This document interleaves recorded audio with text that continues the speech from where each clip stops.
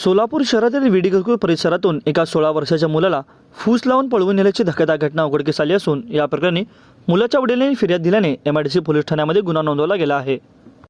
सर्वेश संजय बडवणे, वय वर्ष 16, राहणार रंगराजनगर, विडी घरकुल, सोलापूर असे या मुलाचे नाव आहे। फिर्यादीत मुलाचे वडील संजय अबादास बडवणे यांनी म्हटले आहे की फिर्यादीचे प्लंबिंग साहित्याचे दुकान आहे। मंगळवारच्या रात्री 8:30 वाजल्या सुमारास त्यांचा मुलगा सर्वेश हा दिसत नसल्याने त्याची शोधाशोध सुरू होती, मात्र तो मिळून आला नाही। सारेच जण या प्रकरणामुळे घाबरले। सर्व नातलगांकडेही फोन करून विचारणा देखील केली।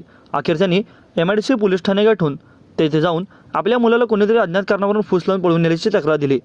या प्रकरणी सहाय्यक पोलीस निरीक्षक चौधरी, वरिष्ठ पोलीस निरीक्षक अश्विनी भोसले, तपास करणारे हवालदार पोळेंनी बडवणे कुटुंबियांची भेट घेऊन माहिती घेतली। तसेच पुढील तपास पोलीस करत आहेत।